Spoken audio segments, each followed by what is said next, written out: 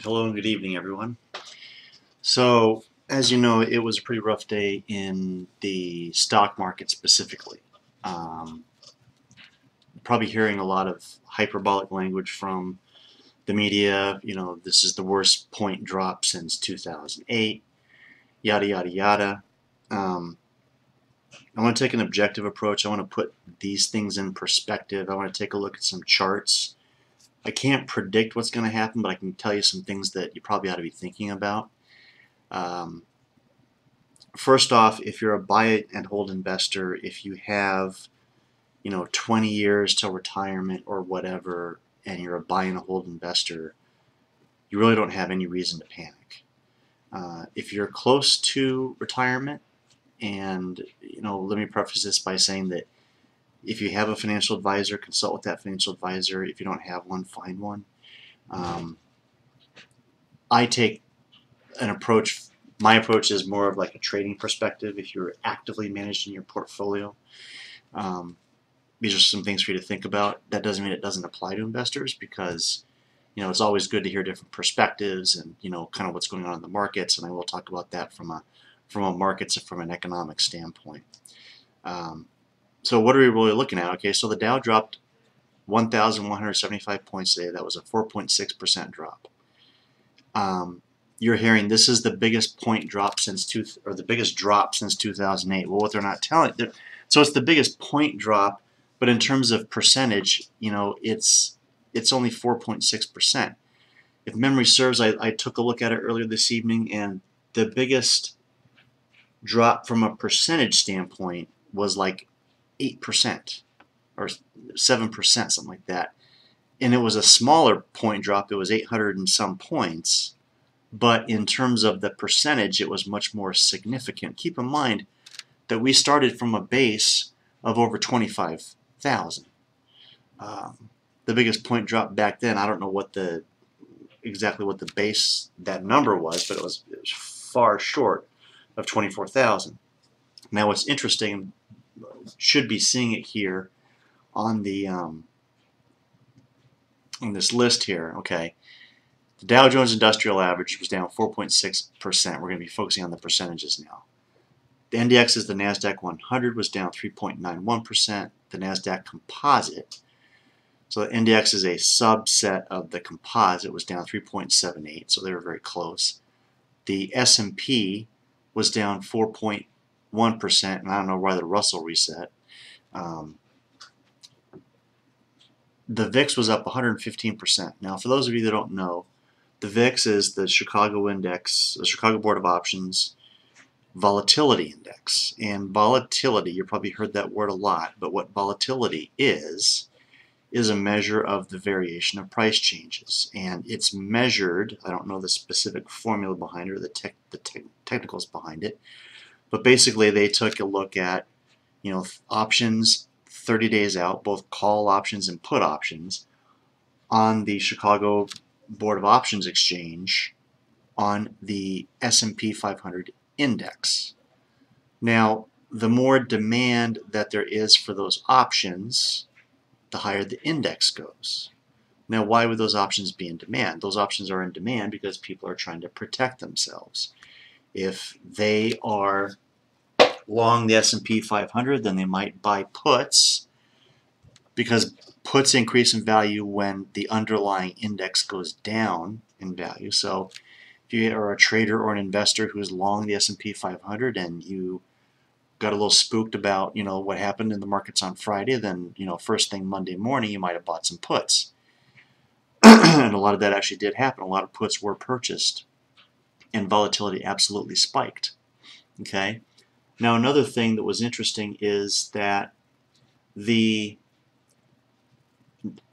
futures in the Dow Jones and the S&P and the NASDAQ, and I was looking specifically at the Dow Jones, were down, before the market opened, somewhere in the neighborhood of 180 points. So the magnitude of this move, I mean, the S&P was kind of predicting, or not the S&P, I'm sorry, the Dow futures were predicting that the market was going to be down, but certainly not by as much as we thought.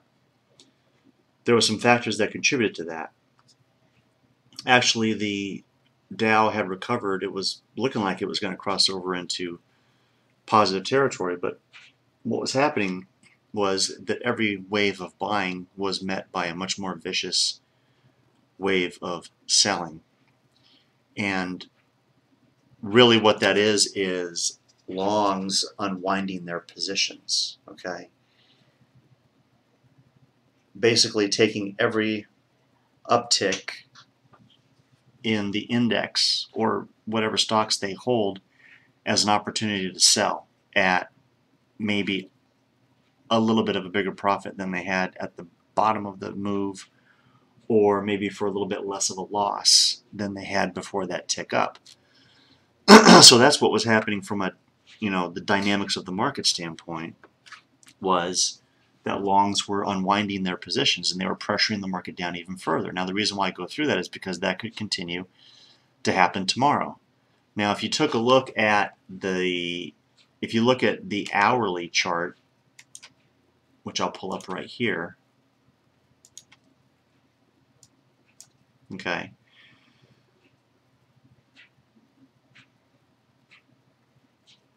actually let's do the half-hour chart.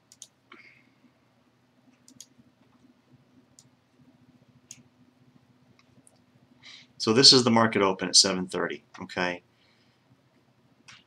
We had already gapped down from Friday. This is the S&P index that we're looking at here. You could apply, you could, look at the NASDAQ, you could look at the Dow, and it would look almost the same, okay?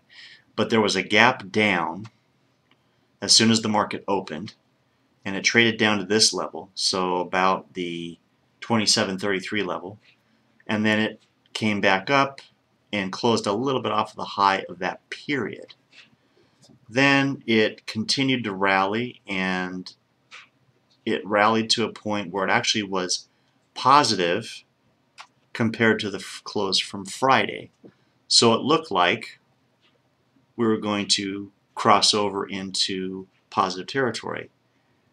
Now, a rule of thumb that I use when I'm trading is I might take a look at the 5-minute bar and the 15-minute bar, and if you have a close above the high of the 15-minute bar in this case, actually 5-minute bar in this case, same thing with the 15-minute bar, that's a signal that it's time to go long.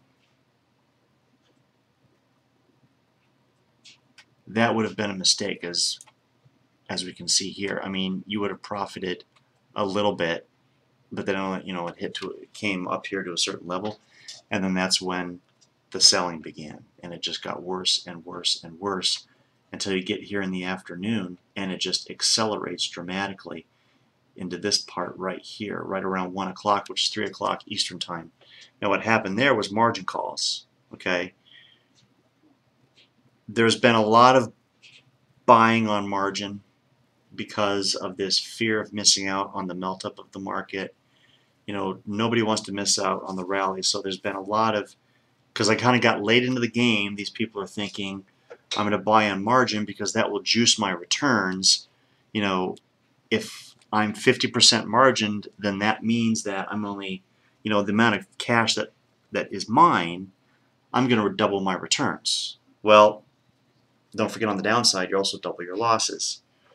So a lot of people buying, long on margin, and they're getting margin calls. Now, what happens is, by a certain time of the day, if your broker if you don't post margin, then the broker is going to liquidate your position. The risk management team is going to liquidate your position to cover their own risk. So that's why we saw this wave of selling here, about 1 o'clock in the afternoon Arizona time, was margin calls and liquidation of positions to meet margin requirements. Okay. Then there was a little bit of a bounce up. This was right about 10 after. It peaked at about 26.98, and then it just kind of continued to fall down into the close. So that was the pattern of what happened today. And it doesn't matter if you're looking at the S&P or the Dow or the NASDAQ, they all look pretty much the same, which tells you this was panic selling, it was emotional selling, It was indiscriminate selling. This was people that were in a panic, were trying to just protect themselves, either hold on to whatever profits they still had, or minimize the losses, or prevent the losses from getting any worse. So what should we expect? Okay, from the standpoint, now this is where there is a little bit of a different story, because as we look at these chart patterns for the S&P versus the NASDAQ versus the Russell versus the Dow, different things are going to jump out at us. Okay, first of all, actually let me look at a trend first.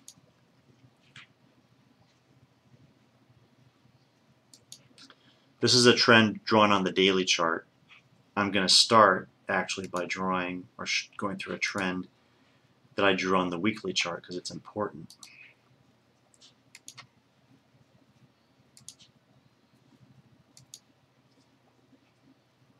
Okay, going all the way back to this low point here, February of 2016. Okay, and we can see that the S&P is trading here in a nice, well-defined channel, and it's overall it's an upward trend. You've got some downturns here and there, but once they hit the bottom of the channel, then they bounce right back up until we get to this point right here.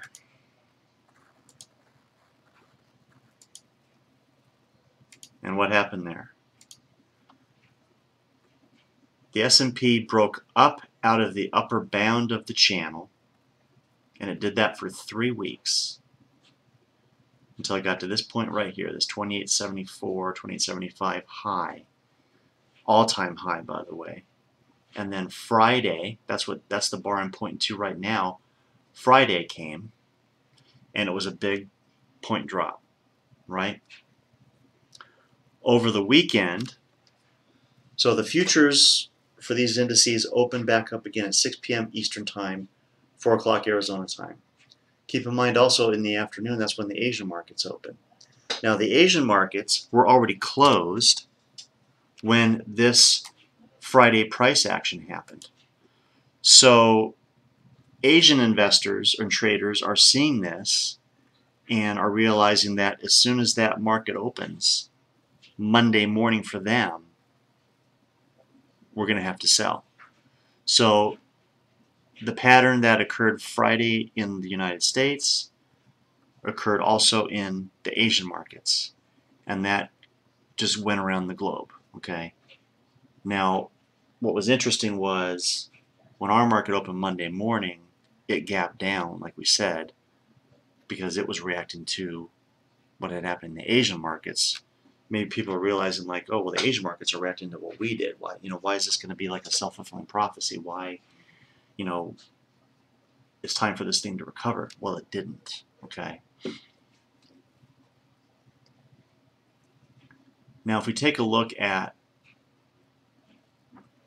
this on the daily chart, let me zoom this out a little bit.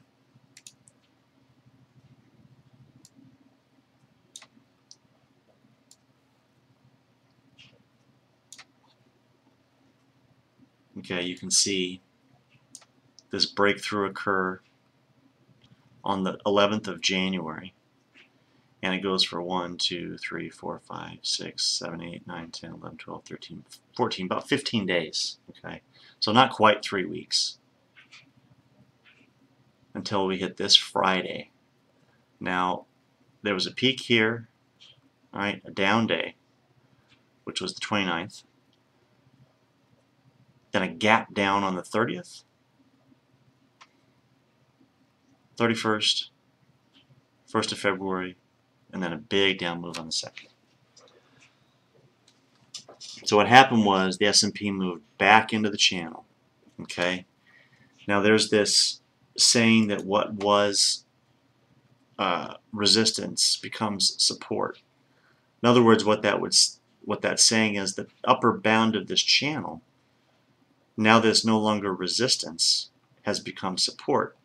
Okay, that is true back here at every point where it touched.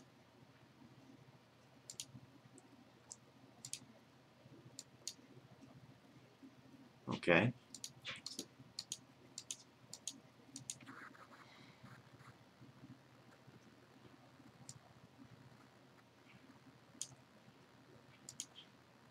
Where it touched, that was resistance. You could argue this was resistance right here. It didn't touch it.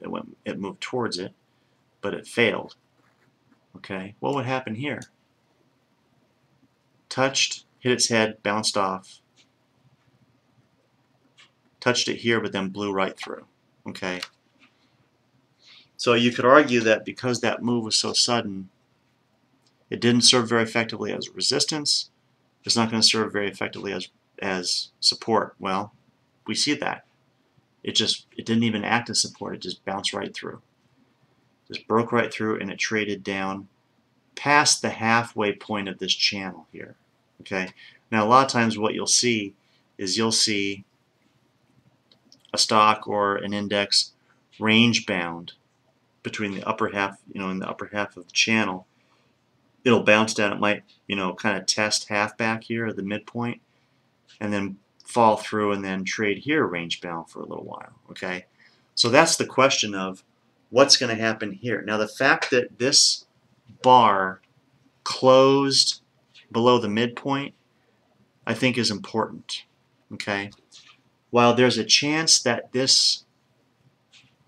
tomorrow this can trade back up through the midpoint, I wouldn't expect it. I'd say that's very low odds of happening. I would say what is more likely to happen is that the sell-off is going to continue. Over how many days? It's hard to say.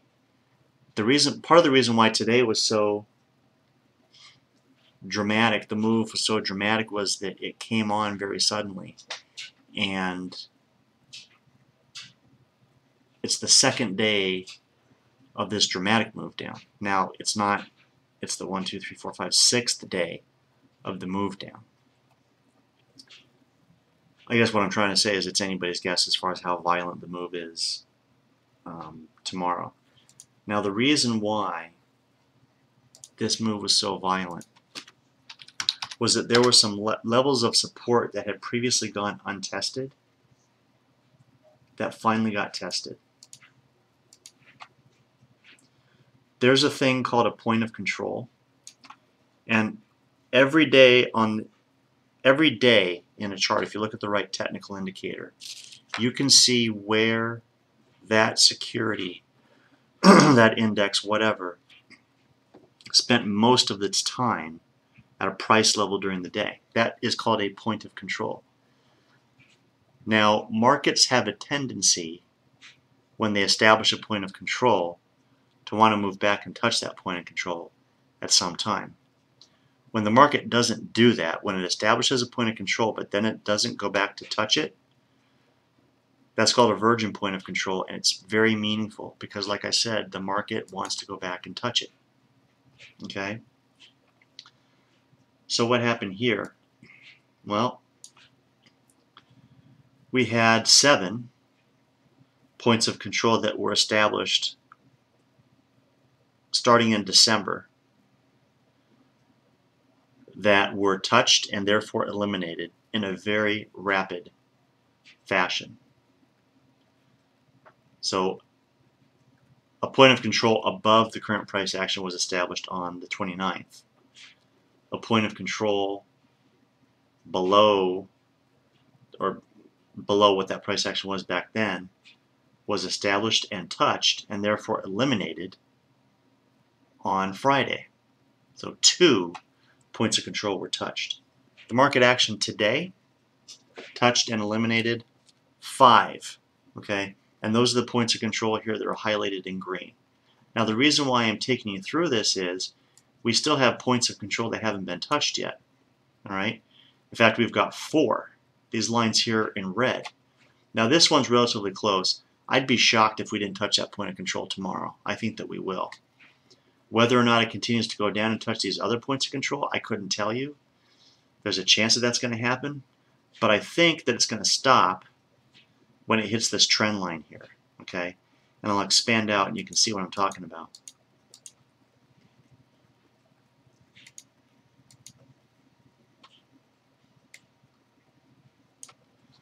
Trend line here goes back a year.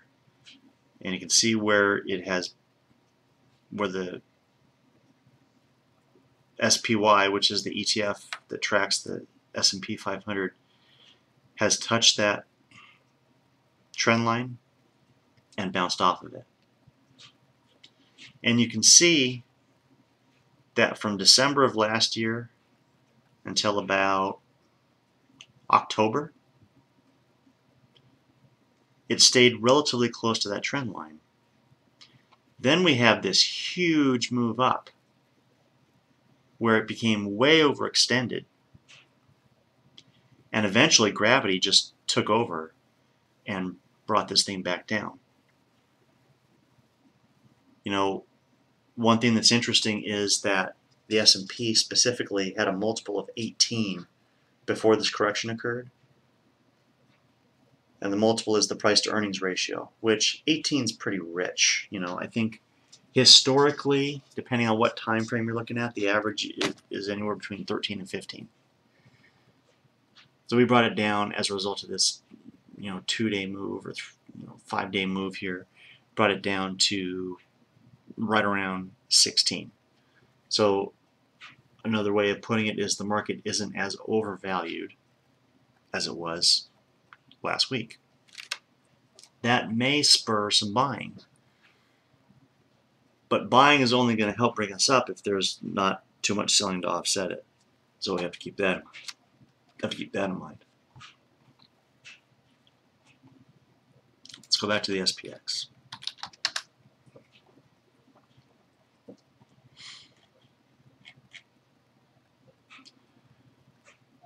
So as far as what I think is going to happen,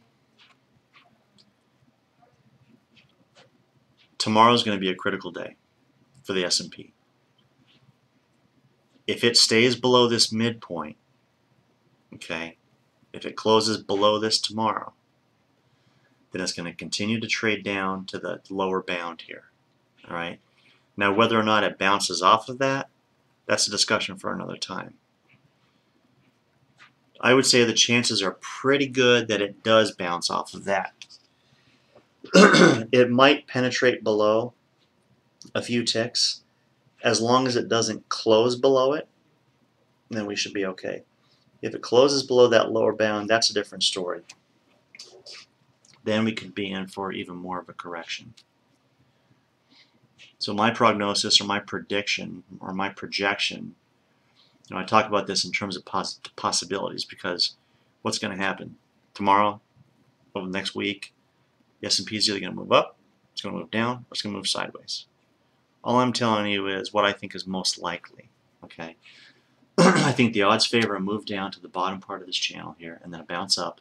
And most likely what I think is going to happen is it's going to continue to trade up, but it's going to stay in this lower bound. It's going to stay between the red line and the dashed green line.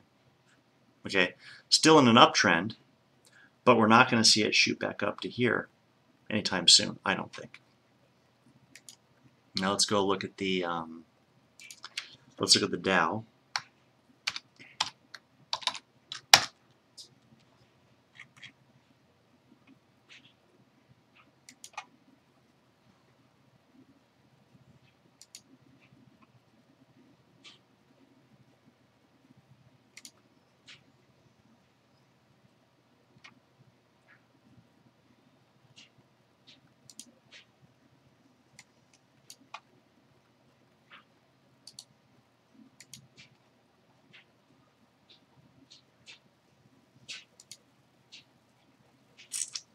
One second here.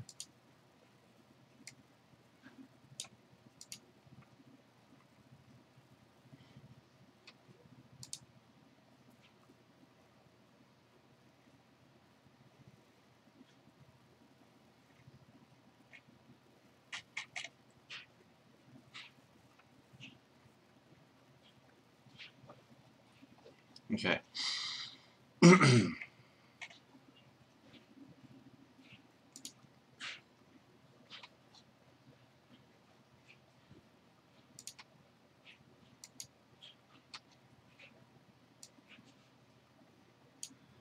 So I drew a similar channel for the Dow going back to December of 2015. And you can see similarly it traded very nicely, you know, stayed within the channel, touch here, kind of breakthrough below there.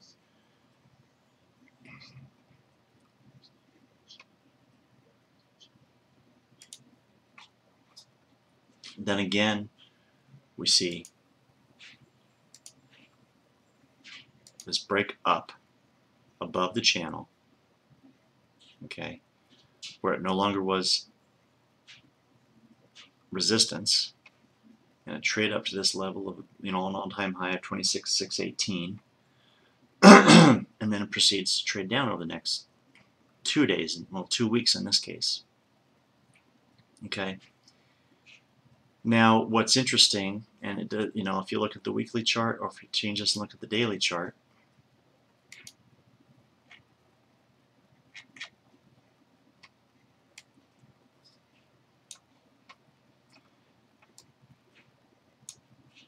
is it stopped right there.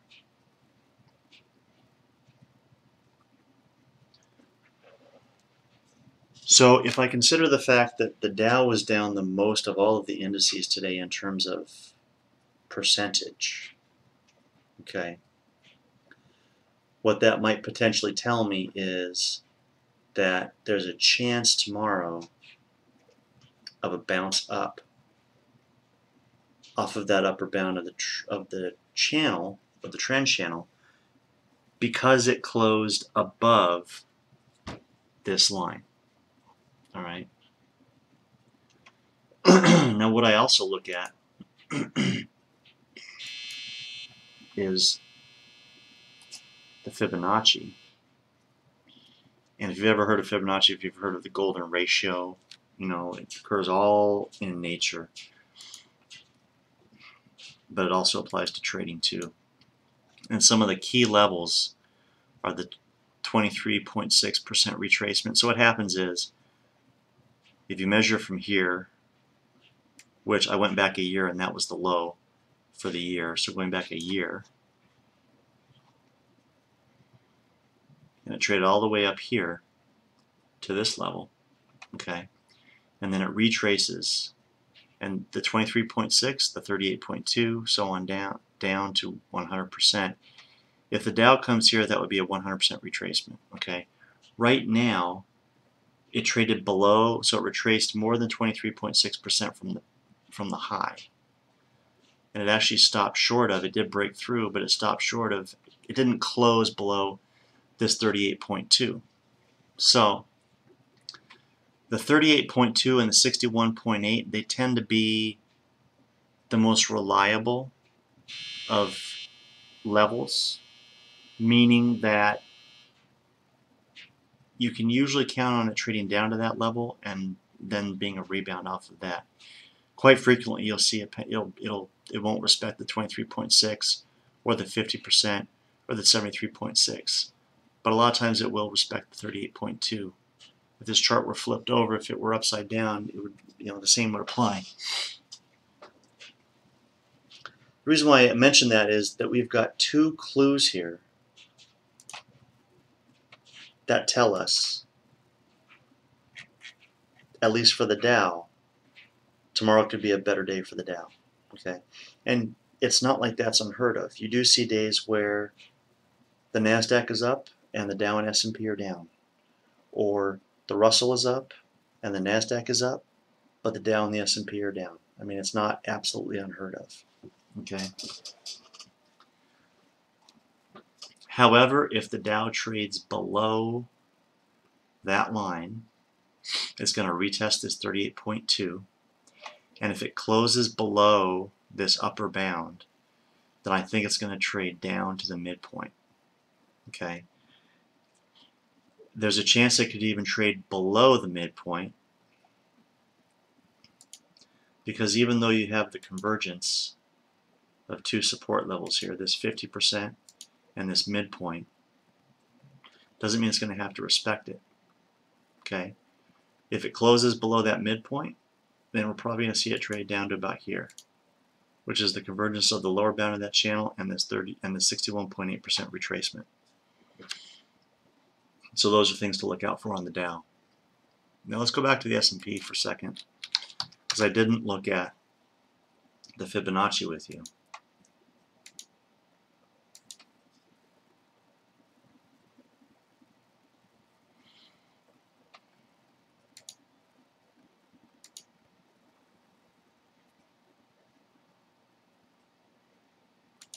The weekly trend, which is more meaningful than a daily trend drawing because it occurred over a longer time frame, occurred over a longer period. Drawing, not to complicate things, but drawing this daily trend here, it is interesting to note that it did stop short. It did close technically above this level. I don't know that that's necessarily meaningful for a bounce, because if we take a look back at the trend that was drawn on the weekly chart, and the fact that this closed below that midpoint, and if we overlay a Fibonacci, okay, if we overlay the Fibonacci, we see that it did stop short at the 38.2.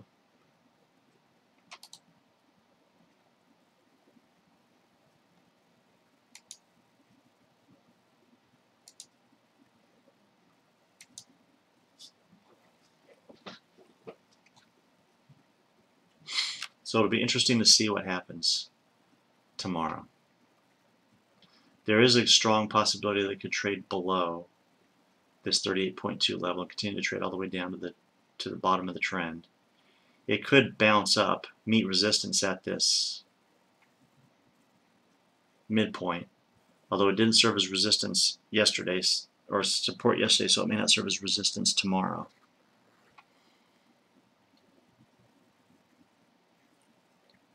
But I still think the high odds move is for a move down to the bottom of this channel.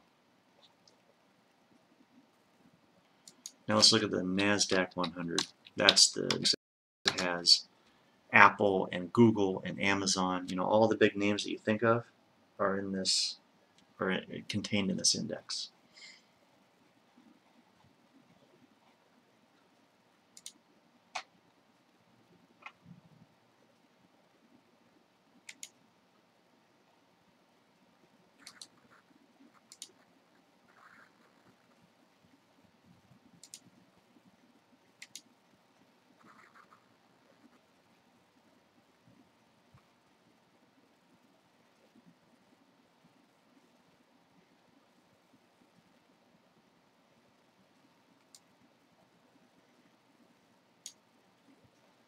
So the way that this index was drawn, let me zoom out to get a little bit better perspective. Starting with this low here, okay, drawing up. This touch and this touch form the data points for our trend, and then I just copy it up here. And you can see placing the upper bound right here, somewhere between this gap between these 2 weeks. You could expand it up a little bit to the bottom of that gap.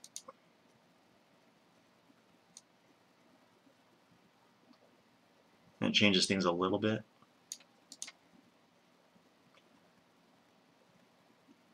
We see that it attempted to trade out. This is the NASDAQ 100 again. Attempted to trade out a couple times, fell back into the channel, and then it finally definitively broke through here and made a run up till it peaked at the 7031 level. And then, like all the other indices, came back down again. Now, the NASDAQ did not touch support. So it still has room to fall. Another 100 to 102, another 100 points, potentially. 6405, 6502, so around about 100 points it could drop tomorrow. It dropped 264 today. I'm not saying that it will do that tomorrow. I'm just saying that's a possibility. It could come up a little bit, but if it continues this downward move, which I think it will, it's going to test support here. And then if it breaks down into this channel, if it closes below this level, trade down to our midpoint here. Okay. Now if we overlay the Fibonacci,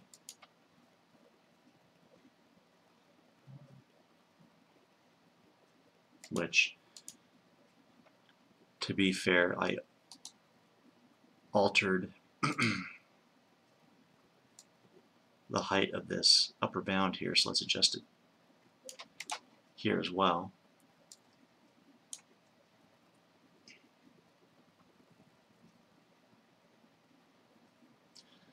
As I just said, this point here is a critical point. You can see that not only was it, or is it,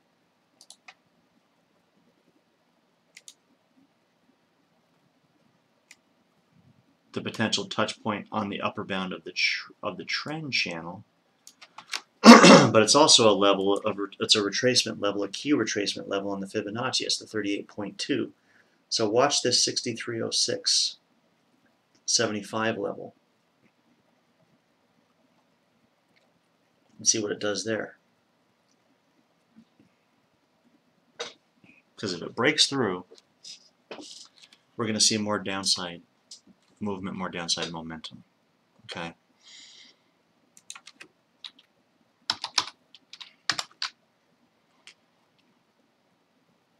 This is the Russell 2000. It's more of a small cap, mid cap.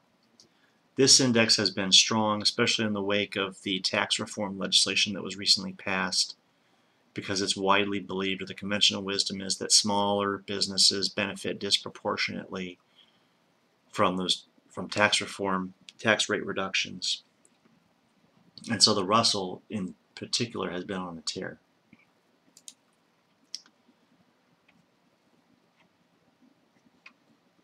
So drawing this, trend line or trend channel from this bottom here, doing like a best fit, which you could argue, maybe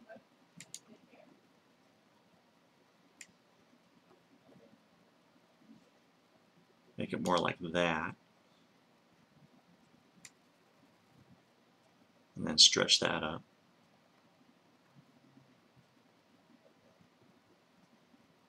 Either way, what's most noteworthy for me is the fact that, unlike the Dow and the NASDAQ 100 and the S&P, the Russell did not break out of the channel that it was in. Okay, and it's a very, just like the other ones, it's a very well-defined channel. Okay, you can see it bouncing back and forth, and actually, honestly, crossing this midpoint of the channel quite a bit.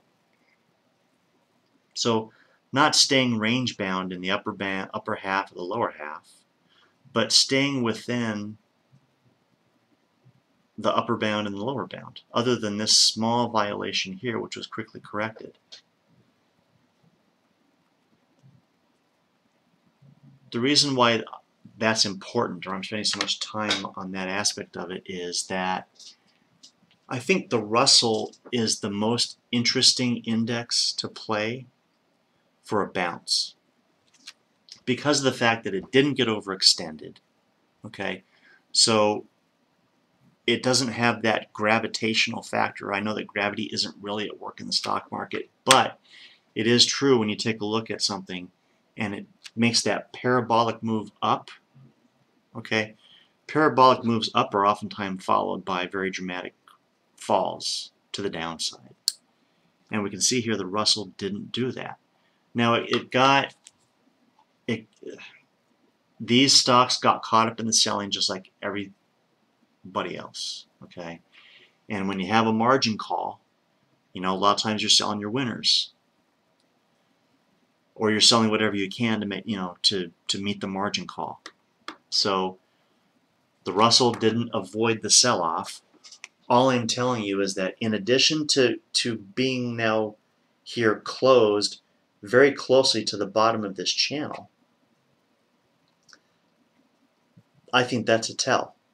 Okay, it didn't break up out of the channel. It didn't get overextended. It got caught up in the selling just like everybody else. It's traded to the downside below the midpoint. Okay, it's already almost touching the lower bound of this channel. Now when it touches that point, it's going to be around this 50% retracement. The 50% retracement by itself doesn't really act as a level of support, so that's kind of meaningless.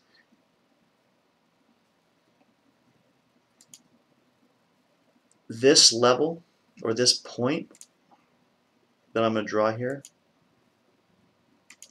is going to be an important point. Because if it breaks through and closes below, then it could conceivably trade down to this 61.8% retracement. That would not be a big move. If you take a look at the whole move from its all-time high down to here, would be, I don't even think it's a third of this total move. Okay, so it could conceivably bounce off of that, and then I wouldn't be surprised if it bounced back into the channel. So it's almost like it's the opposite. It broke out and overcorrected to the downside. Now this hasn't happened yet. I'm just telling you this could happen, and if it does, the most likely scenario is it hits the 61.8% retracement and then bounces off and bounces back up into the channel. My point that I'm trying to make here is that if you want to look at a play to the upside to profit from a potential rebound, which we're going to have, okay, I think the Russell is the most interesting to do that. I'm sure if you Google it, you can find a list of the 2,000 stocks that are in the Russell 2000. If you want, you can just buy an ETF that tracks the Russell 2000, or you can buy any of the individual issues that are actually that are found in the Russell. A couple other points that are interesting. We didn't look at a chart of volatility, and I do want to look at a chart of volatility.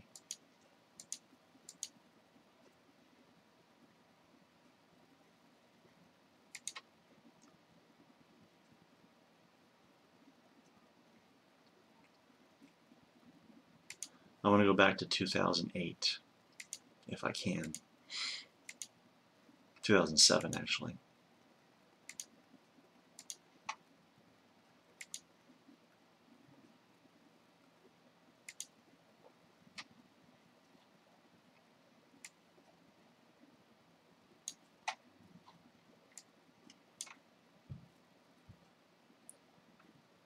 This was the single biggest, in terms of from trough to peak, biggest move in the VIX, which is the volatility index, in that 2007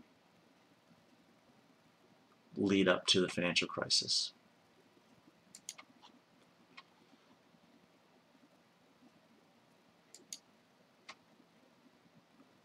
From top to bottom,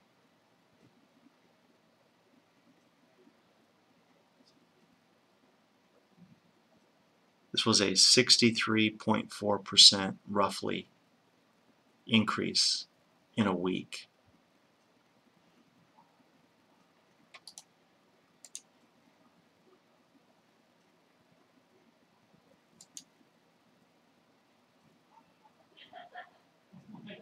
I'm sorry, I was reading the wrong. I don't know why it told me 173% increase. I thought that number was too low.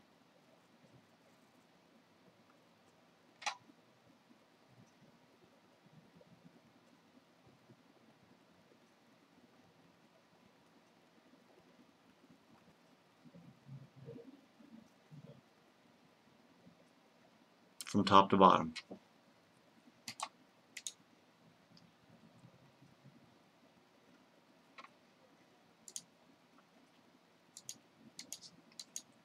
our spike today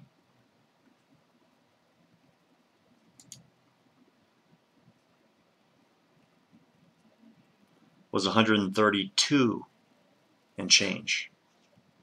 All right, so not 173, but definitely triple digits, which I think is important. It's meaningful. Okay.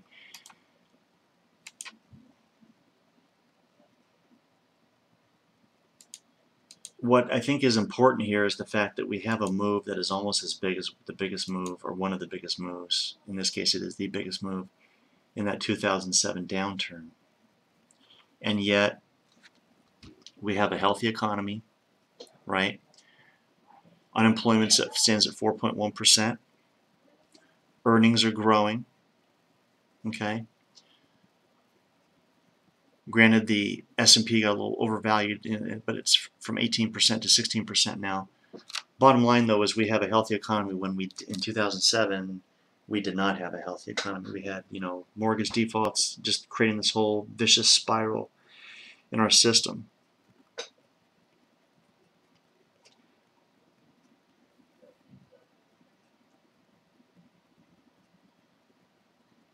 What I want to say here is that volatility has been so low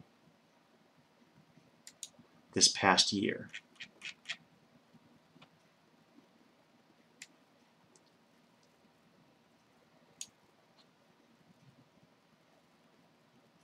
This is, January of 2017 to today. And if I draw a regression channel from here to about here, you can see that with a few exceptions, it basically stayed between this 8.5 and 13.5 range, which is pretty low by historical standards. If we were to take a look at the VIX over a 15-year weekly time frame,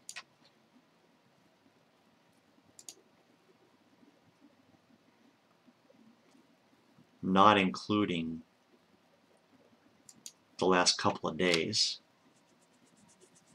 just to be fair, we see it's a much wider range,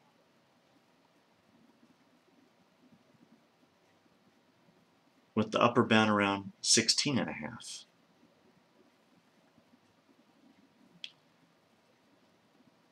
So the point being, whenever you have mean reversion, a lot of times when something deviates too far from the mean, when it corrects, it oftentimes overshoots on the correction as well.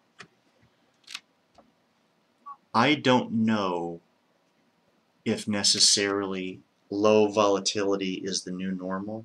It's what a lot of pundits have told you, have said that you need to believe, that low volatility is the new normal. Low volatility is not necessarily good, because low volatility means low risk means lower returns. Academic studies show that investors get rewarded for taking risk. All right, I don't believe that risk has gotten taken out of this market. I think this market is just as risky as it's ever been. The thing is that volatility has been low because of this slow, steady grind up. And it's been amplified by ETFs. Okay? And I'm not saying the ETFs are bad. I do agree with the statement that the low volatility that we've been experiencing over the last year or so has a lot to do with the fact that there's a lot greater inflows into ETFs. Because when you buy an ETF, like if you buy the SPY, all right, that ETF sponsor is actually buying the 500 stocks in the S&P. And when you buy the IWM, okay, they're buying the 2,000 stocks in the Russell so that it mirrors the index. that amplifies the effect and it drives volatility down, is my point. On the opposite side, when markets correct and stocks get sold, right? When investors sell Apple, right, creates volatility in Apple. When investors sell the SPY, guess what? That's leading to sales in the 500 stocks that make up the SPY. So, live by the sword, you die by the sword.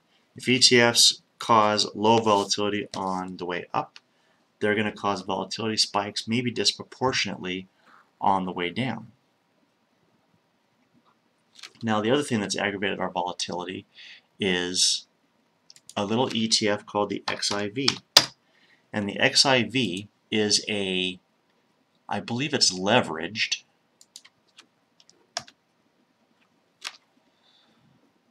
It's an inverse of the VIX. I thought I heard that it was leveraged 2 to 1 or 3 to 1, which is even worse. But look what happened with this ETF. Imagine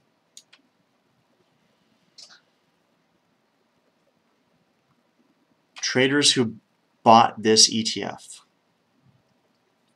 The ETF is shorting volatility. So it's selling volatility. When you short something, you profit when it goes down. All right? So the XIV was selling premium or selling volatility and profiting as that volatility either stayed low or went lower. Well, when volatility spiked up today, it caused this ETF, which was valued at 146.50, to trade down to 92.63. And in the after hours,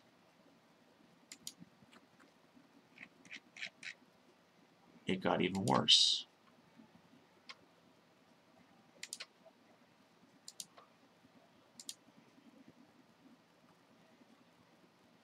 Yet, your eyes are working just fine. It traded down to 15.44 in the after hours.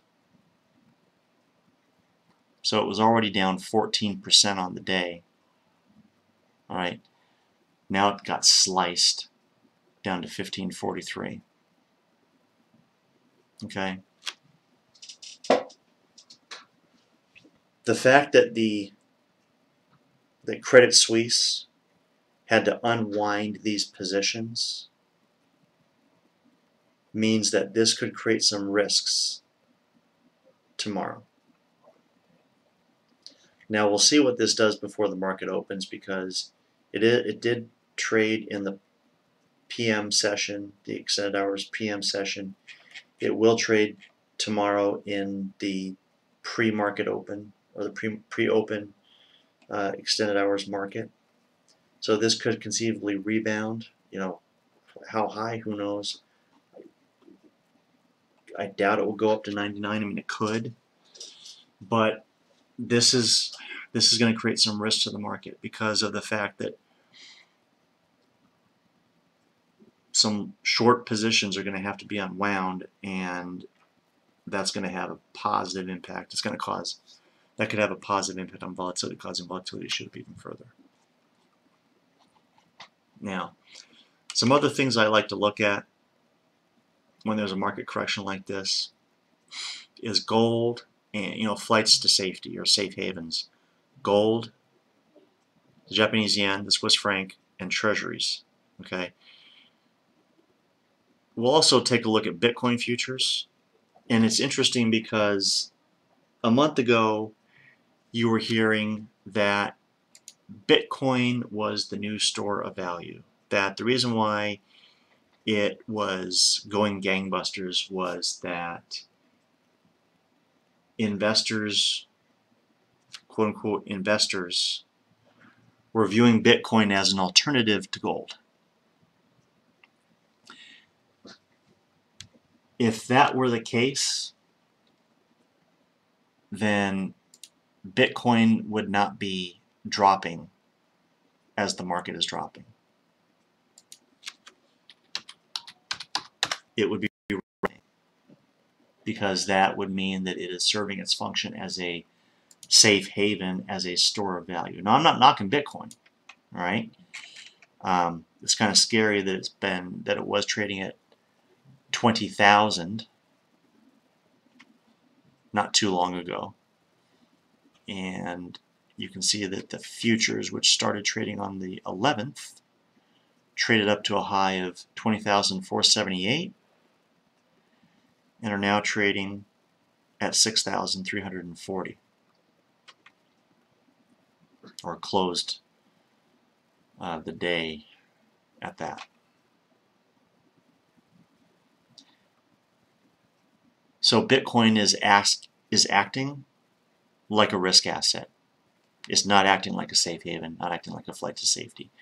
So I think that all those prognosticators, those pundits that would tell you, I don't know if they were Bitcoin bugs, kind of like you have gold bugs. You know, the Bitcoin bugs are telling you Bitcoin is the new store of value. And it's not.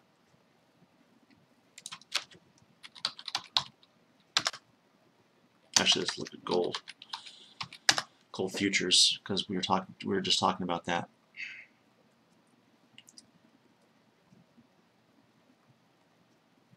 What's interesting about gold here is that it rallied, but it didn't rally a whole lot. I mean, if the Dow is down over 6%, and all these other indices are down between 3.5% and 5% themselves, okay, if gold is a flight to safety, you would have expected it to rally a lot more.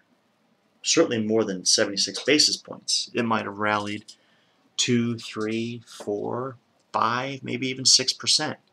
It didn't do that. Part of the reason why it didn't do that was strong dollar.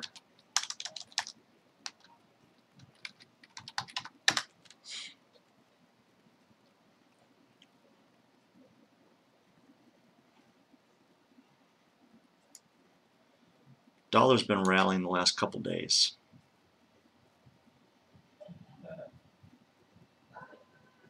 In fact, it is up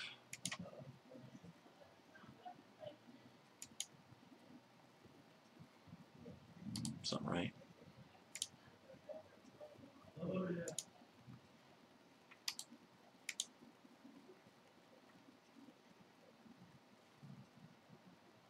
It would really be nice if this chart would stop moving.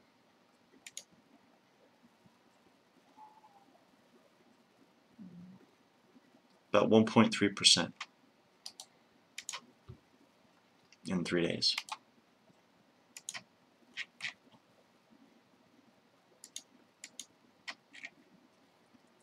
The reason why that's important for gold is because gold is a dollar-denominated asset, so if the dollar strengthens, the price of gold will weaken. Vice versa, if the dollar weakens, the price of gold will strengthen. So any move upward from a fundamental perspective, with gold as considered, as a flight to safety, was offset or would be offset by the strength in the dollar.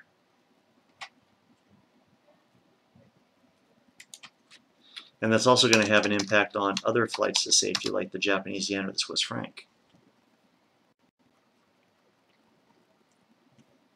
The yen today was up 0.98. Over the last 2 days, it's up about 1.8%.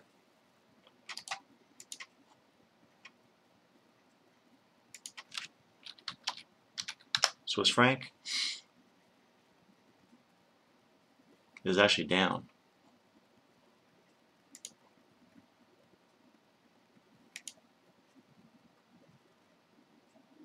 And the last couple of days only up call it 80 basis points. So given the fact that the Swiss franc has a peg, it doesn't move as a safe haven quite like the Japanese yen or gold does. So that's kind of a different case.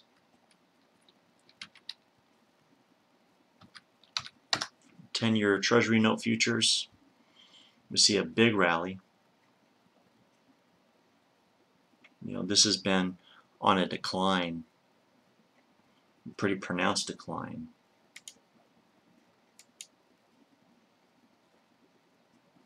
since early September. And actually, starting in middle of July,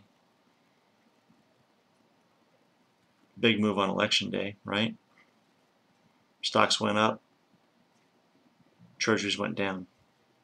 A little bit of a rally here, peaked out though at this level on the 11th, and it's been moving down ever since. So this rally today, along with previous days, because it also rallied on Friday, is meaningful. If you look at it from a trend standpoint, it bounced off of this level here, drew another Fibonacci. It's closed, it went through the 23.6, is now trading up to the top of this channel here. I wouldn't expect it to break through, although it could. And if it does, it's going to trade up to that level. And then possibly stop.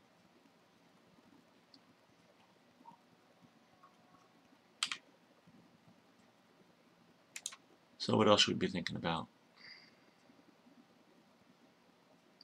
You know, crude oil is interesting because it is also a dollar-denominated asset, but it has its own fundamentals. What OPEC is doing, supply and demand, you know, that sort of thing. I didn't draw any, or I didn't make any drawings for this, but I can.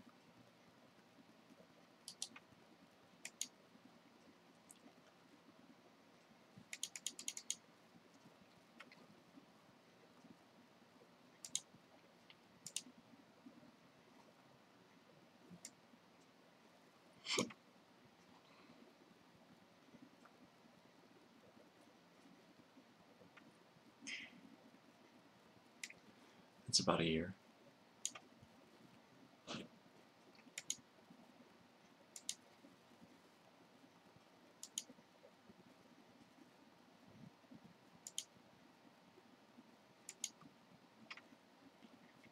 So crude has done something similar to what the indices were doing. Trading in this channel, made an attempt to break through, or even if you want to just include that price action, certainly can.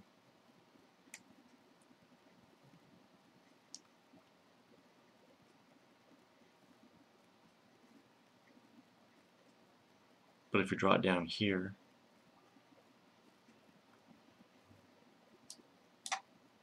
oops, or even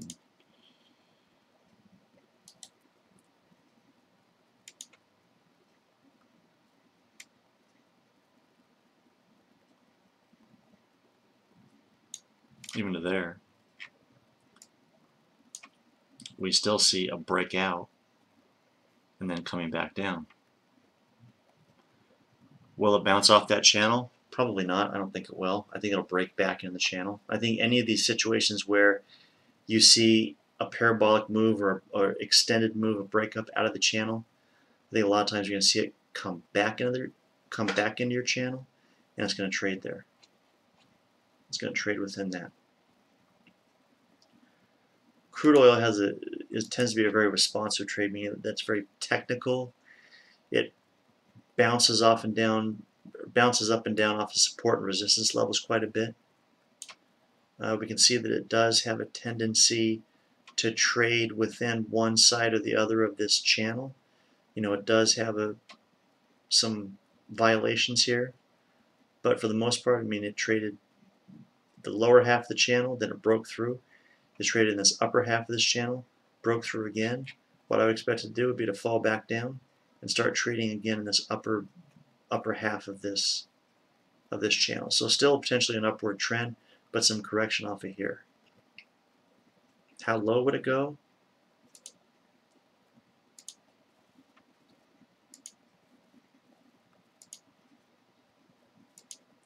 I think right around there is certainly a realistic possibility. So about the 60 level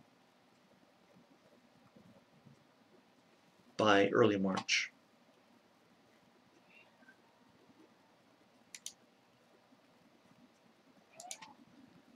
Because if I draw a regression line,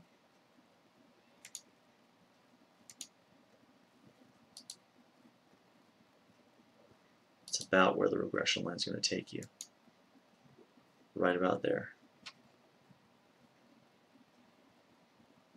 So it's 9 after the hour. Thought I was going to be able to keep this under an hour. You know, it's only a little bit longer. You know, I hope that this gave you some things to think about.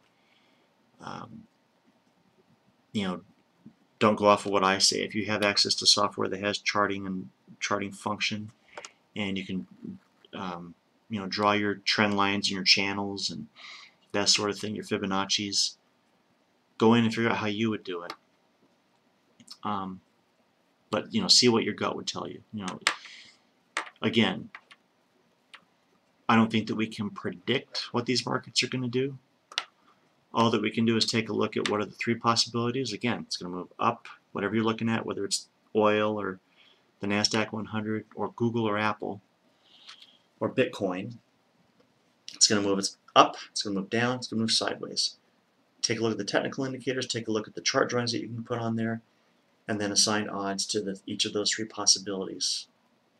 And identify, you know, where you think what will happen to prove to you that you're right, what will happen to prove to you that you're wrong. So if you think, for example, for me, if I made a bet that crude's going to trade all the way down here, and it doesn't, if I get in tomorrow, how do I know I'm wrong? Well, one way that I would know that I was wrong is if it reverses and closes above that level, then I know I was wrong. Okay? If it breaks through here and closes within that channel, then I think I'm right. At least there's a strong possibility that I'm right. So those are just some things to think about. You know, feel free to leave comments on the video in the description of my channel. There's other places that you can reach out to me or follow me. I do write articles on Seeking Alpha. I have a Twitter page. I have a Facebook presence. I do have a blog on Seeking Alpha as well. I need to add the link to that to my description.